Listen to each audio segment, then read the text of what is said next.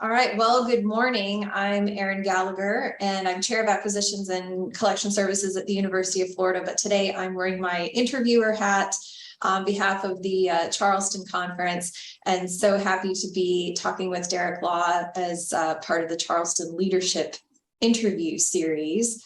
So Derek, let's just get right into it. We're old friends. We've known each other for many years through the Charleston Conference. So Indeed. can you would you mind sharing a bit about your background and including how you got started with the Charleston Conference? And also if you would just start by introducing yourself as well. Hello, I'm Derek Law. I'm a retired university librarian. My latest job was in the University of Strathclyde in Glasgow. But I've been working as what is now euphemistically called a consultant for the last 10 years, which is a way of passing one's early retirement. I've been in libraries for a long time. I came from a working class family, first member of the family to go to university. That was a great disappointment to the family because I was meant to go in the local engineering firm. So this is in the late 1960s, and I'm a bit of a rebel and a smart ass. Nothing changes. First Beatles haircut in the school, that kind of thing. And so when I went to university, I decided to do something completely useless and studied medieval history. I then, having finished my medieval history, was given the chance to do a PhD, but decided I wanted to make some money. So I took a one-year course in librarianship, master's degree in librarianship, and then moved around the university system and had some wonderful, what would now be called mentors. And my first one, when I went to the University of St. Andrews, which was still operating as a medieval university, which it was, he got me involved in professional organizations, and much of my career has been spent in, first of all, the Scottish Library Association, then the English, the British Library Association, and IFLA, and organizations like that. So a big internationalist, but very supportive and positive about professional organizations. I moved down to London in the end and became, just as computing was coming into universities, and got involved in a group who must have been terrible because we had a mission from God, which was to bring automation into university libraries, and for everybody, not just for the scientists. And we must have been abominable. As I say, I got involved in IFLA and in the European Commission and its research programs, and began to do lots of international work. And that's when I sort of stumbled across Katina, first of all, at the Fiesole conferences, which were a sort of European vague equivalent or an international equivalent of the Charleston Conference. And she and I got on very well, and I was invited to come to Charleston, and have been coming to Charleston as a regular ever since. So I'm not sure if that covers everything. I think so. I think that was very comprehensive. My only disappointment is that I think that we all want to see this Beatles haircut, but that went some time ago. Also, I'll take your useless degree of medieval history and raise you an even more useless degree, which I went to school for ballet. Oh, wonderful. Went to college for dance. So, yeah. Well, Derek, what are you currently working on? Well, when I started in St. Andrews, I became very interested in bibliography. This is before, of course, online bibliographies were available. And I got an interest in naval history, naval bibliography in particular. So I've been working on naval history as a kind of a hobby for ever since then. And at the moment, I'm working on that really niche subject, which is the Royal Indian Navy in the Battle of the Atlantic, which nobody knows about, including Indian historians. And partly I'm doing that because the only professional stuff I seem to be doing at the moment over the last 2 years is writing obituaries. So doing naval history gives me something positive to work on. So the Royal Indian Navy. All right. Well, yeah, that's even more obscure than ballet. I was going to say, like, we're both a couple of obscurists, I think, very niche interests, but I already can't wait to retire and just dig myself entirely into all of my personal interests. Absolutely. And hobbies. Yeah. Well, I know that something else you've been active in doing is writing posts for the Charleston Hub blog, and I've really been enjoying those, Derek. And I'm wondering, how do you come up with your ideas for each post, and do you have anything cooking up for your next one? Possibly. I tend to read lots of, mainly online, of course, but local newspapers, local radio, local community newsletters, things like that sort, because they always seem to come up with, or occasionally come up with, these kind of tangential stories about libraries or information or things that are relevant, selling collections of J.M. Barrie books or whatever, that kind of thing. And that to me is much more interesting than some of the mainstream stuff. And the latest one I hit just this week, which might be the next post, is, I don't know if you've come across this, it's the Human Library, where Oh, you yes. borrow people. Yes. And I hadn't heard of that before. And I think that's a brilliant idea. And you can learn all about other people who disagree with you or have different interests or whatever. So I was thinking of doing something about the Human Library, but if everybody's heard about it, that's not obscure enough. No, I think that that's a really good idea. I've heard of it, but only in theory. I think I read an article about some academic library or public library doing a human library event, and it sounded really interesting. And it was like, a little bit of a throwback to when we maybe had to get out of our homes and had to learn things from human beings rather than learning everything from the internet. Yeah. Well, this one's interesting too, because it allows you to borrow somebody who has different views from you or who believes different things or may have disfigurements or something or disabilities that you wouldn't want to ask about in public, but you can read the human book, as it were, and find out about things and test your own opinions and see how biased you are and things like that. It just sounded really cool. That really does. Now that element is something that I hadn't really thought about before. I say go with it. It sounds like a great idea for a post. I totally read it. Also, I used to do a column for Against the Grain, the Hot Topics weekly column, and I did that for a few years. And I found it difficult at first to try to, what do I have to say that anybody cares to read about week to week? And so I have my usual go-to news sources and things happening in the book world that I would go to, and it was a great way for me to keep up with what was going on. And now that I don't do the column anymore, I find that I'm less tuned in that way. I mean, I think that's my biggest problem in retirement, is how you stay tuned into what's going on in the professional world. It's nice to find things for the blog, which are about odd events outside, but they're not really mainstream professional stuff. And that for me is one of the joys of coming to Charleston, is to get to the leading edge and find out exactly what is going on. Well, speaking of being in Charleston, in your latest post, you were musing on in-person meetings versus virtual meetings. And I'm wondering your predictions for the sort of new normal or the future of library conferences now that we have this mixed format world. I find that a very difficult question to answer. To me, one of the great joys of academic librarianship is that it's not the best paid job in the world. It's not the worst paid job in the world, but you get to travel the world. And I've been to so many places and seen so many cultures and tasted so many foods and made so many friends. But as we get through all the climate thing, justifying long-haul flights gets more and more difficult. So that argues in favor of the not in-person conference. On the other hand, and at the same time, if the meetings are purely kind of business meetings where you've got to formally take decisions and so on, I can see again not needing to meet in person. But to me, the joy of the conference is meeting old friends. It's meeting new friends.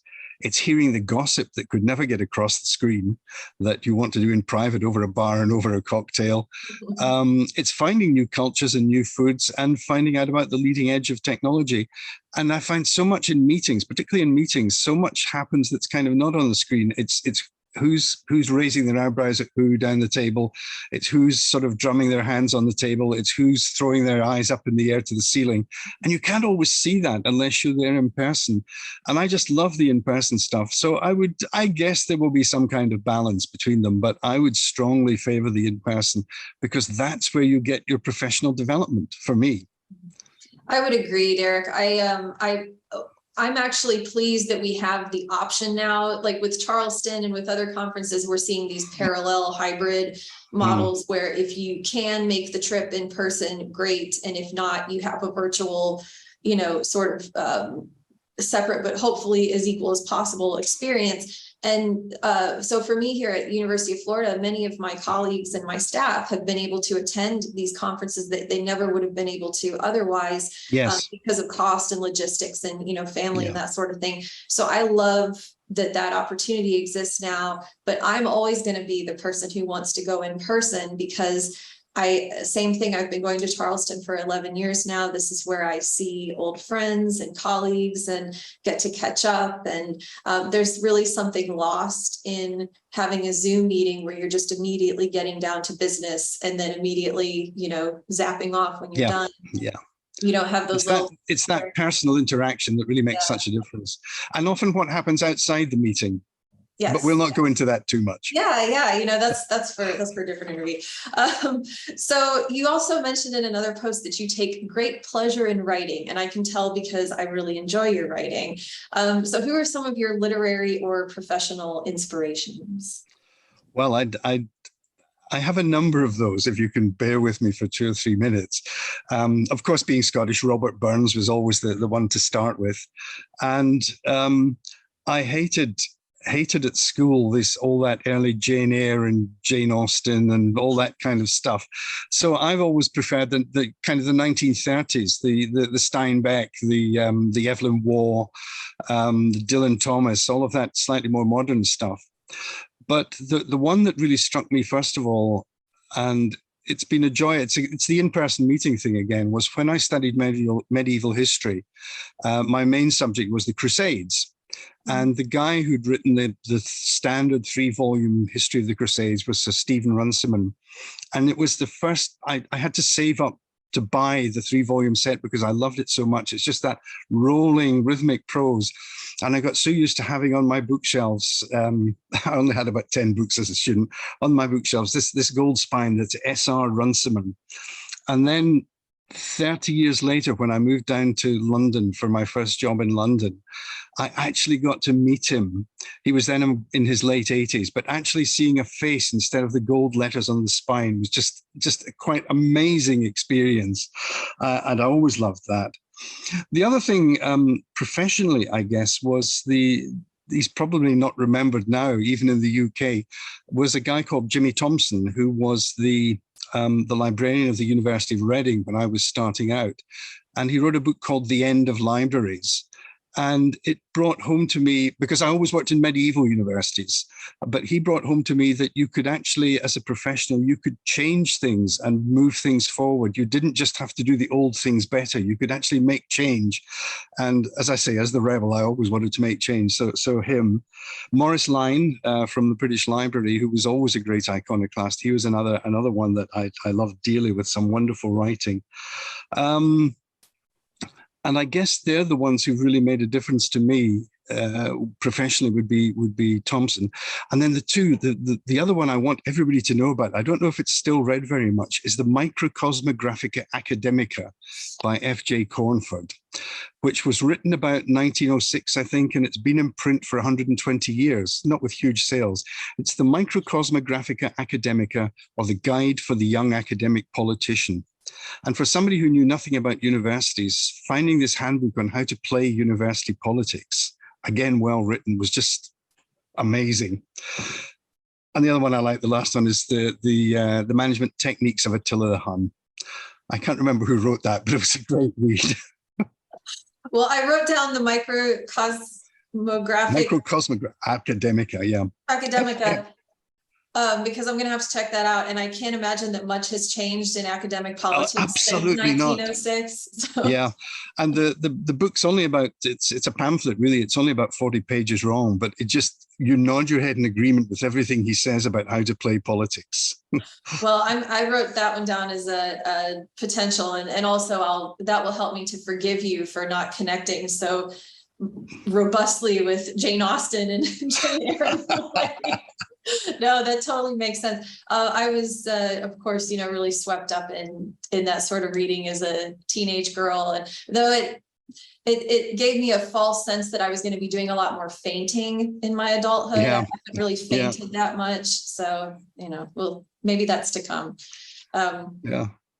But getting into putting on my extreme bibliophile nerd hat here, I also really love snooping around secondhand bookshops. I love, Oh yeah.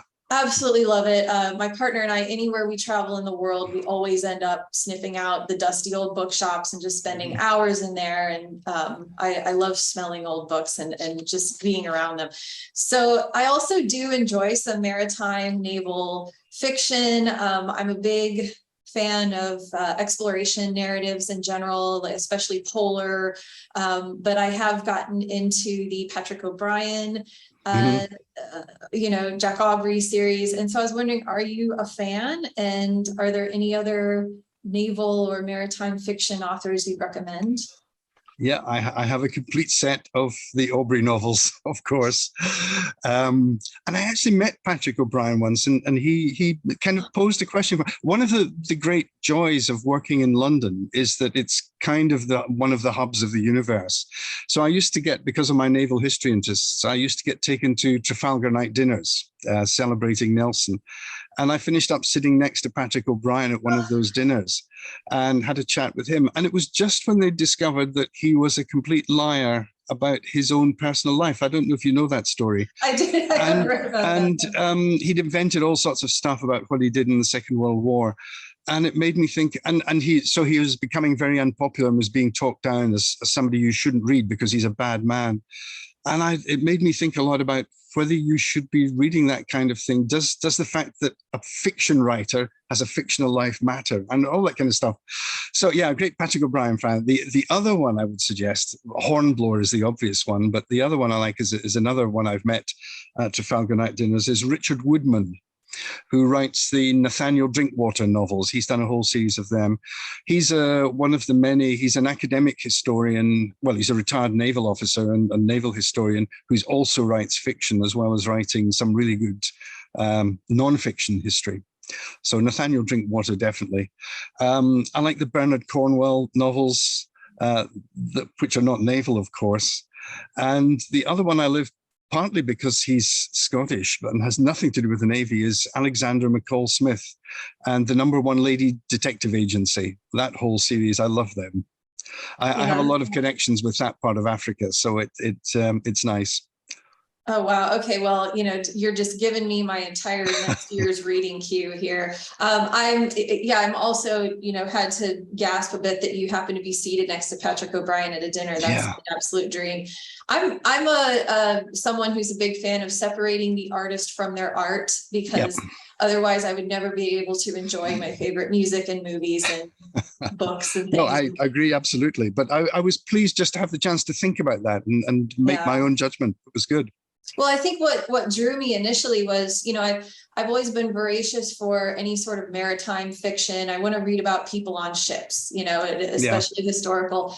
And I assumed that the O'Brien series was going to be very, very masculine. It was a bit intimidating for me to start it, because I thought, well, I'm just going to be reading about a bunch of guys on ships in the 1800s. And that's one thing that's been such a delight for me, is that once you make it, past the first one, several of them, it's almost like Jane Austen at sea. It's a lot of romance. It's a lot of letter writing. And, there is a big space for women in these books. And so that was something that was a big surprise.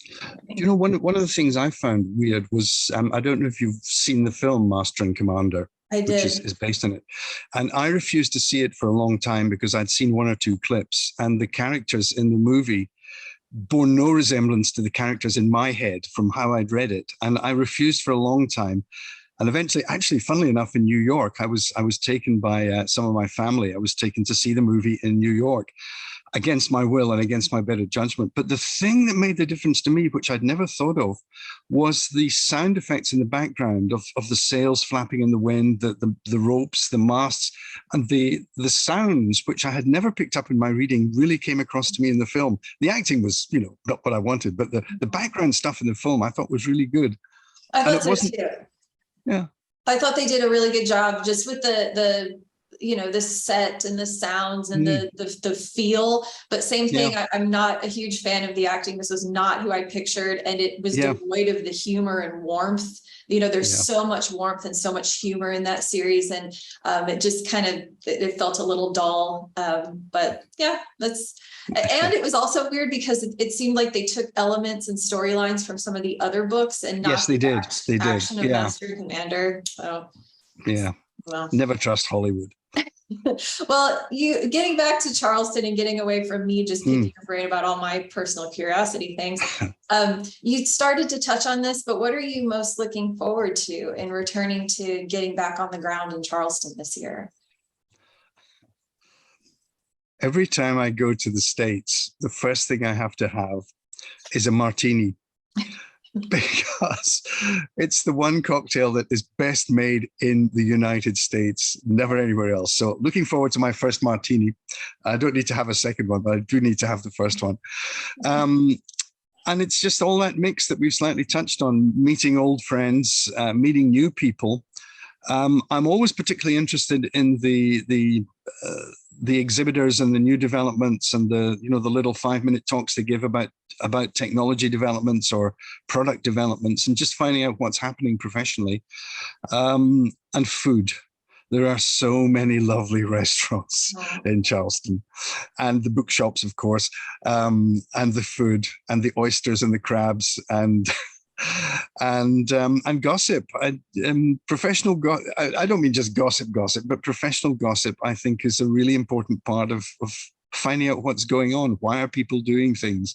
Why are they going to different places? There are always all sorts of, not hidden reasons, but kind of slightly unexpected reasons why things are happening. And it's good to know what's driving progress and driving development.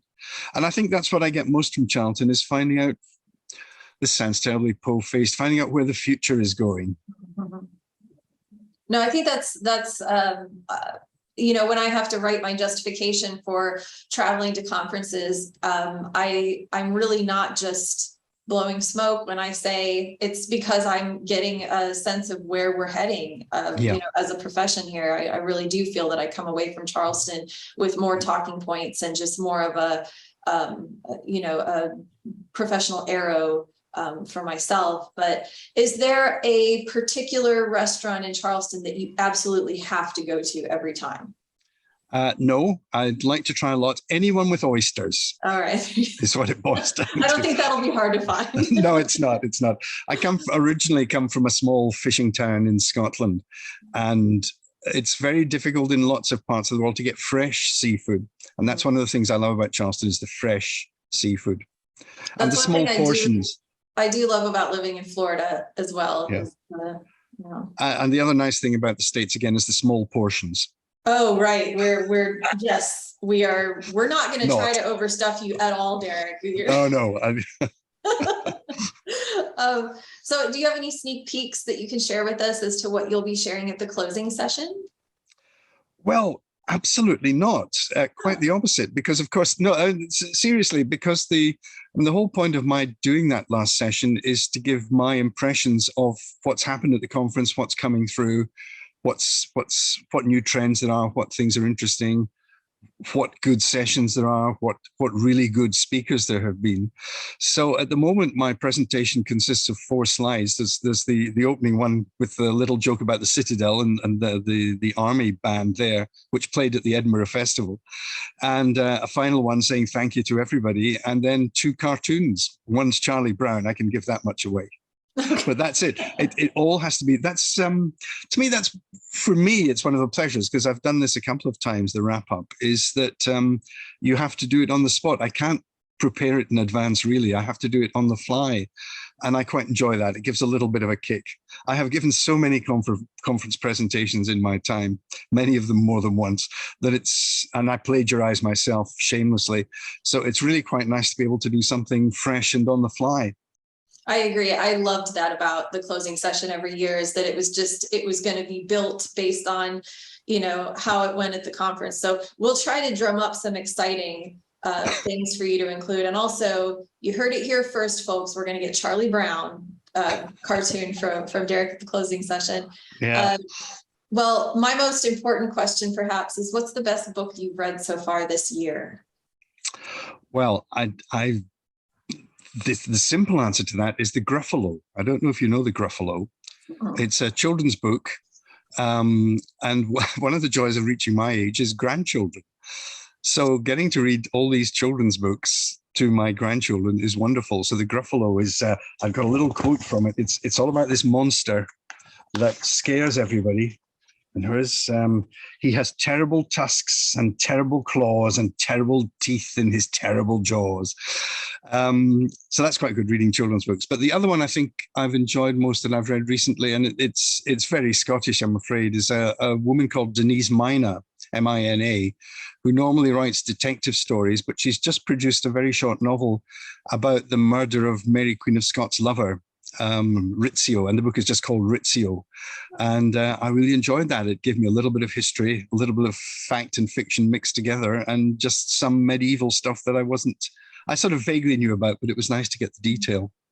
That does sound interesting. I'm writing that one down too.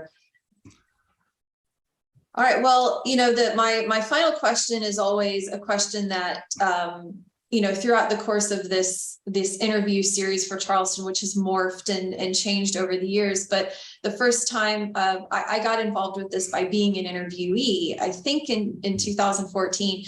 And at the time, Tom Gilson asked me the final question of, is there anything I didn't ask that you wish that I had? So I'll pose that question to you, Derek.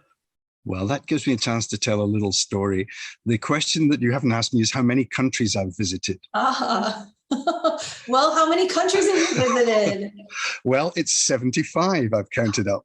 But it gets, and that's my age, so it's one for every year. And that's one I recommend to everybody who does go to conferences. Get a country for every year. And it's a slight cheat because the world changes so fast, which we tend to forget. So I've got 3 Germanys, for example. I've been to East Germany, I've been to West Germany, and I've been to post-unification Germany. So is that 1 or 3? So I've done that. But the other bit of the story, which I quite like, is that because of all this travel, when I can't sleep, which does occasionally happen, instead of counting sheep, which is the normal thing, I count countries, but I start alphabetically. So, Australia, Belgium, Canada, Denmark, and then I go on. And then you start getting some of the memories of the places you've been, which is nice. But I had been struggling until 18 months ago because I always got stuck at the letter Q.